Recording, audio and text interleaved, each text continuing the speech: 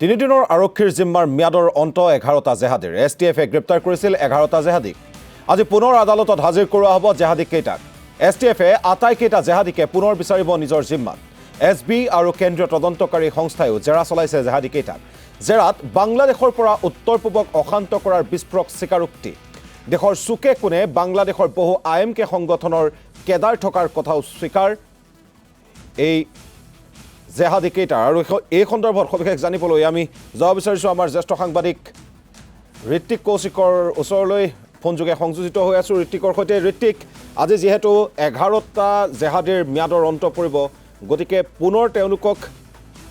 আৰক্ষীয়ে জিম্মাত STFে জিম্মাত লোৱাৰ সম্ভাৱনা কিমান আৰু তাৰ সমান্তৰালভাৱে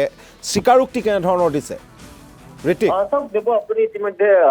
গম পাইছে যে 30 আৰু 31 তাৰিখে এই অভিযানটো চলাইছিল STFে অকল অসমতে নহয় ত্ৰিপুৰা পশ্চিম বংগতো অভিযান চলাইছিল আৰু 11জনকৈ যি জেহাদী IMKৰ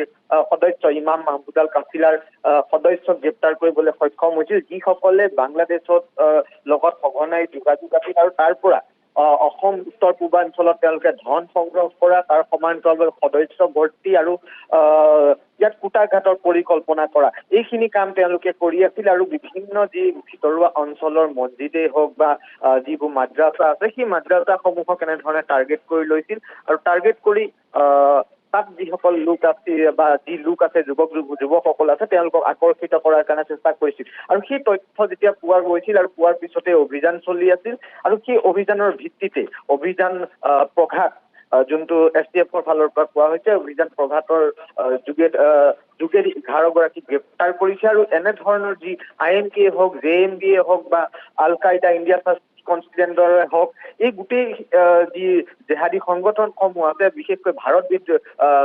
বিৰোধী যিসমূহ মৌলবাদী সংগঠন আছে তাৰ বিৰুদ্ধে অভিযান চলাই আছে আৰু এই 11গৰাকীক যিহেতু 3 দিনৰ জিম্মা আজি অন্ত পৰিছে আৰু পুনৰ 10 দিনৰ জিম্মা লোৱাৰ সম্ভাৱনা আছে আৰু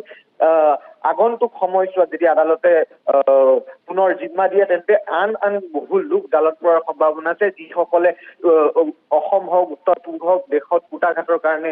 পৰিকল্পনা কৰি আছে নিশ্চয়কৈ ঋত্বিক কৌশিক সবিশেষ জনোৱাৰ বাবে এই মুহূৰ্তত আপোনাক ধন্যবাদ জ্ঞাপন কৰিছোঁ